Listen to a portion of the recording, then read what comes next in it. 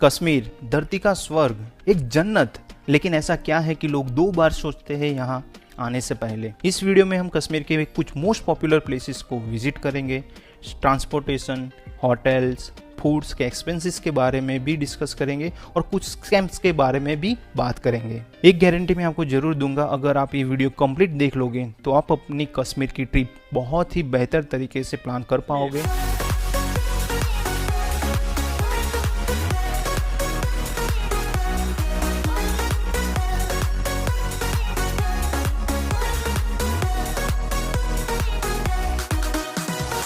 अगर आपने कश्मीर सीरीज़ के मेरे सारे वीडियोस देखे होंगे तो आपको पता ही होगा कि हमने कश्मीर एक पैकेज थ्रू ट्रैवलिंग किया था, जिसके बारे में हम बाद में बात करेंगे। लेकिन हमारा पैकेज 6 नाइट एंड 7 डेज़ का था और हमने एक दिन एक्स्ट्रा भी ऐड करवाया था हमारे हिसाब से ट्रैवलिंग करने के लिए, जिसकी वजह से हम ये जान पाए कि एक दिन का कितना एक्सपेंस हो सकता है और हम कैसे मैनेज कर पाते हैं।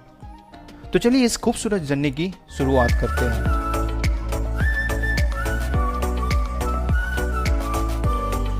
First week of June 2022 Ahmedabad से बाय राजधानी एक्सप्रेस हम दिल्ली पहुंचे, जिसकी टिकट पर पर्सन करीबन 2400 रुपये थी। दिल्ली से मेट्रो थ्रू एयरपोर्ट टर्मिनल 3 पहुंचे, जिसकी टिकट 60 रुपीज़ थी। दिल्ली से 4 बजे हमारी एयर एशिया की फ़्लाइट थी, जिसने हमें 1.5 घंटे में श्रीनगर एयरपोर्ट पहुंचा दिया था। फ़्लाइट की टिकट करीबन 5500 रुपीज़ के आसपास थी। अगर आप दिल्ली से श्रीनगर बाई ट्रेन जाना चाहते हो तो आपको दिल्ली से पहले जम्मू तवी और वहां से बनिहाल जाना पड़ेगा और बाद में आप पब्लिक प्राइवेट ट्रांसपोर्ट यूज़ करके श्रीनगर पहुंच सकते हो।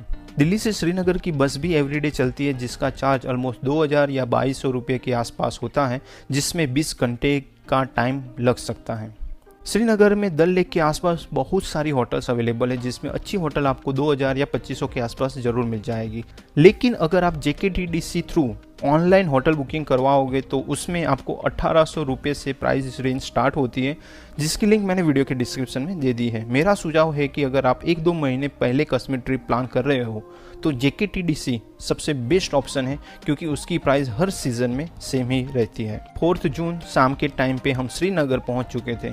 डल लेक के घाट नंबर 6 के सामने हमारी होटल सनशाइन, जो हमारे पैकेज के अकॉर्डिंग अच्छी नहीं थी, हमें रूम की क्वालिटी बिल्कुल पसंद नहीं आई। बाद में डिनर के लिए हमें दूसरी होटल जाना पड़ता था, जो बहुत ही बड़ा सदमा था हमारे लिए, लेकिन ये तो होना ही था।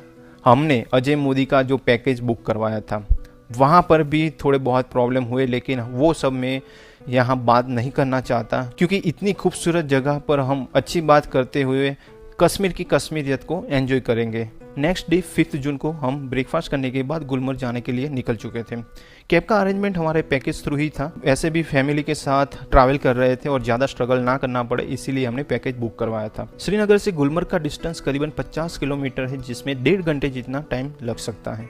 गुलमर्ग जाते हुए रास्ते में टंगमर्ग से पहले 5 मिनट का हमने ब्रेक लिया फोटोग्राफी के लिए, और यहाँ से हमने कुछ बहुत ही खूबसूरत नज़ारे को एंजॉय किया। टंगमर्ग में आपको स्नो एक्टिविटी के इक्विपमेंट लेने के लिए फोर्स किया जाएगा, जैसे कि गन, शूज, जैकेट एक्सेट्रा। लेकिन अगर आप समर में ट्रैवलिंग कर रहे हो तो मेरे हिसाब से उसकी कोई ज़रूरत नहीं। गुलमर्ग में टैक्सी स्टैंड पर आपको छोड़ा जाएगा, वहाँ से सिर्फ 10 से 15 मिनट का वॉकिंग डिस्टेंस है गोंडोला के लिए। अगर आप हॉर्स राइड थ्रू फेज 1 जाना चाहते हो तो आपको बहुत सारी बार्गेनिंग करनी पड़ेगी।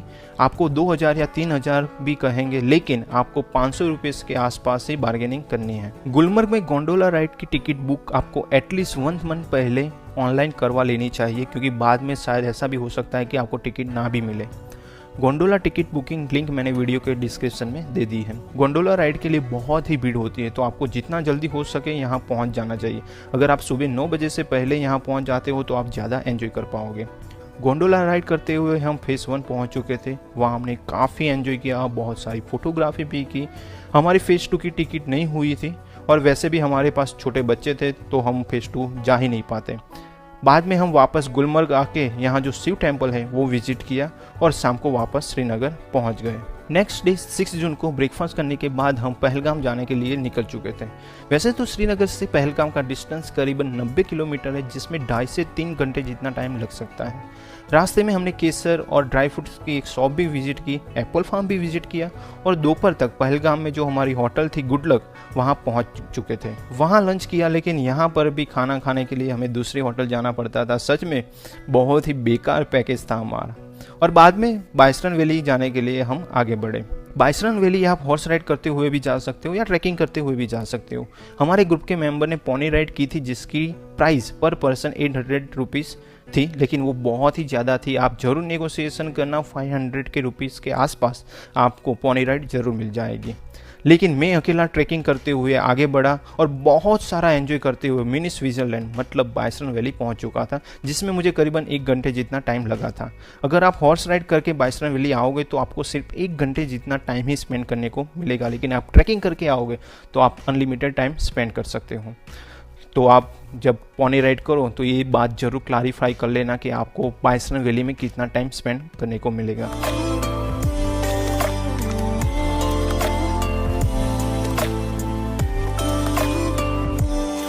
नेक्स्ट डे 7 जून को हमें ABC वैली विजिट करनी थी, सो हमने hotel manager through cab book करवाई। वैसे भी यहाँ टैक्सी रेट फिक्स होता है, तो आप वो कर सकते हो। तो सबसे पहले हम पहुँच गए बेताब वैली, जहाँ एंट्री टिकट पर पर्सन 100 रुपीज़ है।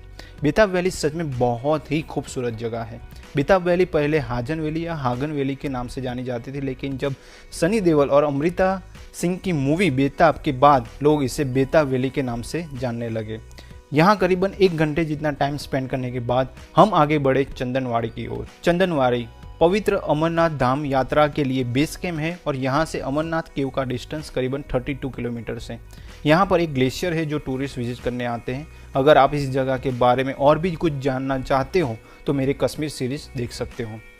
लास्ट में हमने विजिट किया आरू वैली।